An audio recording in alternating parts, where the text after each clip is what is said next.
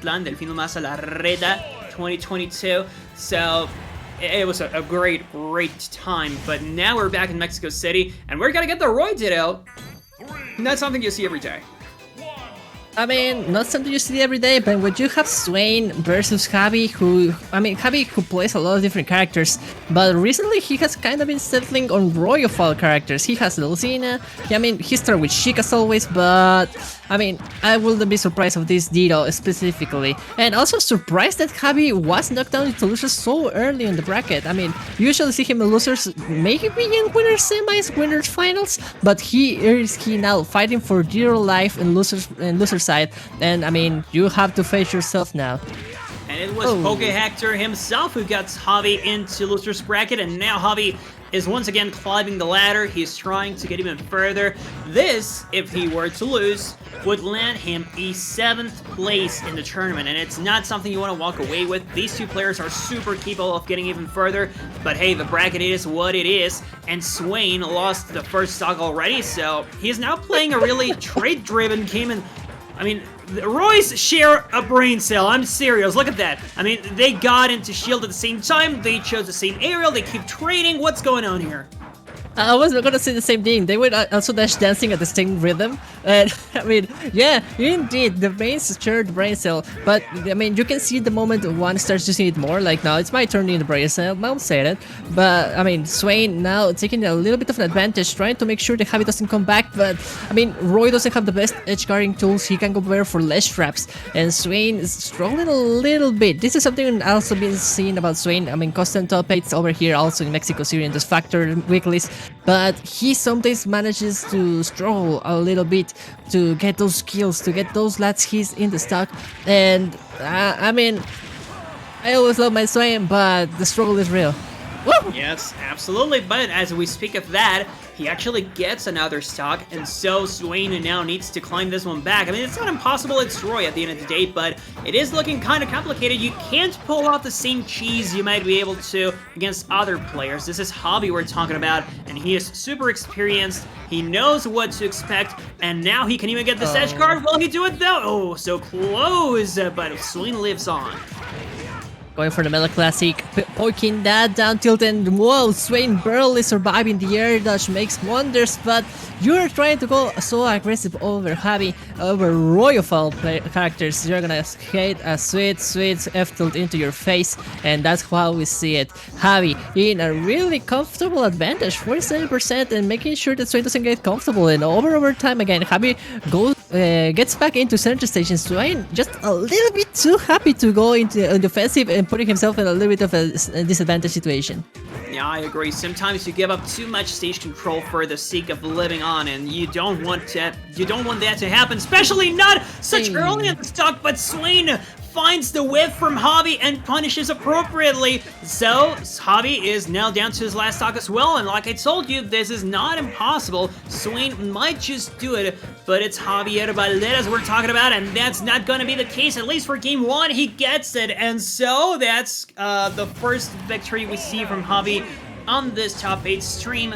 And again, shout out to Poke Hector for getting that super huge upset on top of him, but hey, the fight is still going on, and also Poke Hector now has to play off against Cheek in loser's quarters. Yeah, I don't know who Poke Hector used. We all know he is a K-Rool main, but he also has a Banjo, if I remember correctly, but cheers to him. Sephiroth too, holy. He is a Swiss he's a Swiss Army knife. But alrighty, we're gonna go back into this game. We're talking about Swiss Army knives. We are talking about, this is not like toothpicks. You have to hit with your hand. This is hand-to-hand combat already.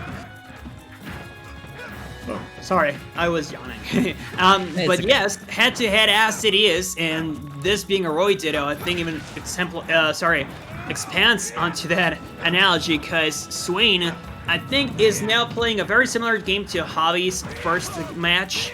A lot more aerials that try to initialize combos instead of just hitting whatever, and that's what I like about Swain. He's not swinging quite as much. Javi is definitely tossing a lot more of, let's call them, preemptive aerials. I'm gonna call him that so that I don't say he's hitting ghosts or anything.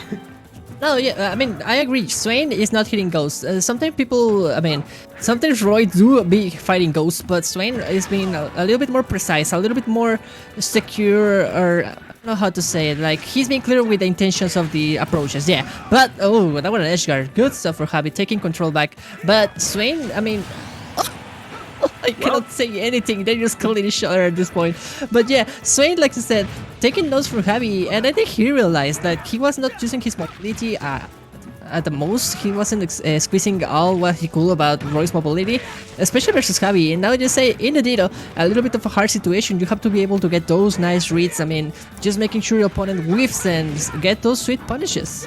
True. You do need to bait them, and the bait and switch is super important here. Also, sometimes people will just go in and then dash back, and that's a super legitimate strategy. I really don't see that many people going for it, but it is what you need to do at times. It's a great mix-up once again, and so you might expect Swain to get some neutral wins out of that, but he is not holding back this time around, and thus he loses neutral once again. He loses the advantage, but Javi lets Swain get back to center? That's super weird. He usually pushes as far as he can, but perhaps he was thinking a trade might come through and stuff. At this percent, I would be very careful too.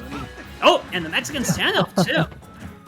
Yeah, they're just looking at each other, waiting for the ring, for the bell to ring, and now we got Swain with a cool advantage. Can he close the stock? Going for the nair, but the jab, oh, just a little bit too high. Who get for that? Javi gets the up tilt. That's gonna be the stock. See you later. Doesn't matter how dominant Swain might look. Javi takes the stock first, and this could paint something of a picture for this third stock. Swain struggling a little bit, and now finally using the albeit of shield, taking advantage of that armor all the way. Javi, and oh, trade after trade, hit after hit, trying to make a difference here in the percentage, but no one's lead yet. Yes, indeed. Nobody can really claim a super big lead. Even Swain can still take this one back if he catches Javi going for a miss input or just whiffing in front of him. But he is the one getting caught, even with those grabs. Oh, and even whiffing his own Javi. Super consistent with those spot dodges too. He knows when Swain is about to swing.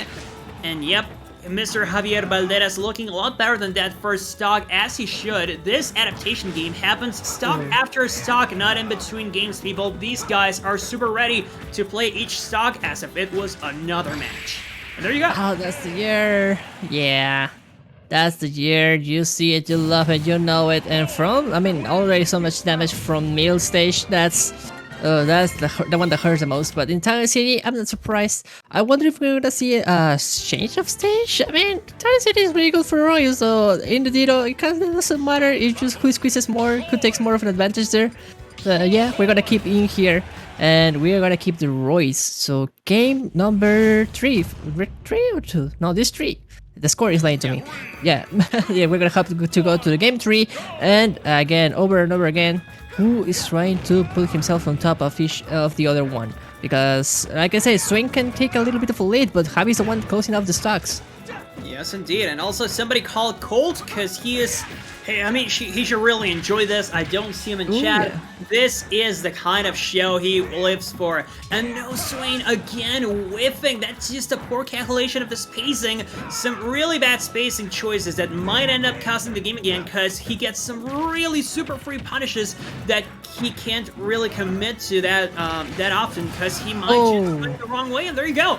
He keeps losing stage control because of it. He keeps losing stocks because of it. Swain has one thing to work on, and that's spacing. What an edge guard from Javi. I mean, I love that. I mean, just the sequence of jab into the throw, and then after for the weak nerf, remember? That was a weak fair, and then just making sure that Swain gets in a really bad position. But speaking of bad positions, Javi struggling a little bit, going back into the platform, trying to get some space. Swain, ooh, nice. I like that. Making him think that he can take back into the middle stage. Nah, you're not. And we're gonna go for the throw. Good stuff. Covering everything he can. Swain is ready for it. And now we're dancing along, trying to get the final hit to even things out. Ooh, just barely, but gets the tilt. And now it's an even game. Can Swain bring this back, as people say in the chat? Can he, can our hero do it? Well, he might be able to if he gets enough rage as well, but nope. Never mind, I don't think that's gonna be the case. Javi getting a full stock lead and a parry on top of that. Swain can't even swing with confidence because he knows Javi might be ready to parry. And if we saw him, well, from what we saw from MKLeo at Delfino Mazarreta, the parry is slowly becoming a bit more relevant. I saw Leo parrying a lot of stuff, especially that neutral from Roy. If you go back to the set against Bonilla, he would even parry both hits from that move. So, yeah, you can't swing with so much confidence. Yeah, I remember that double parry. That was sick. Into a full punish. I haven't seen that. I mean, just the key to punish a lot of aerial moves. I mean, I remember the early days with Ike. You had to parry his stuff to make sure you get a punish when he lands. And just like this, another upper with the parry and down. And Javi gets a nice punish out of that, trying to keep his offensive going. Swain managed to come back to the stage, but Javi just looking kind of comfy. I mean, we even saw him throw a counter the first stock, so he's now playing the game. Yes, indeed. He is just playing his own game. He is waiting for Swain to approach time. Swings a few times and misses, but still not really that big of a loss. He is not committing to any super strong options, so he is just waiting for Swain's mistakes like this one. And he does not set up for something big, but, you know, jab backer. You really just have to look for that at this point because the percent from Swain is looking super hard, and you still have a stock to spare. He doesn't get the jab backer. He does get the jab into edge guard attempt, and now let's trap. Swain has to take his sweet time to see if he's gonna go back. He does make it through, but dear Lord, Vixie, one more swing is gonna do it, and there you go. Called it. One more swing, it was indeed. And golly, I mean, those interactions were a little bit hard, and Javi also is on. I mean, inside Swain's head, he was over and over time ago again parrying and just aware of the timing he needed to get in. And yeah, it's a party over here. Look at that, everyone just having a good time. I mean, the taste of defeat might be a little bit sour, but it's sweetens a little bit when you have a good company. Yeah, I agree. I mean, part of the reasons why we love these tournaments is because we get to hang out, we get to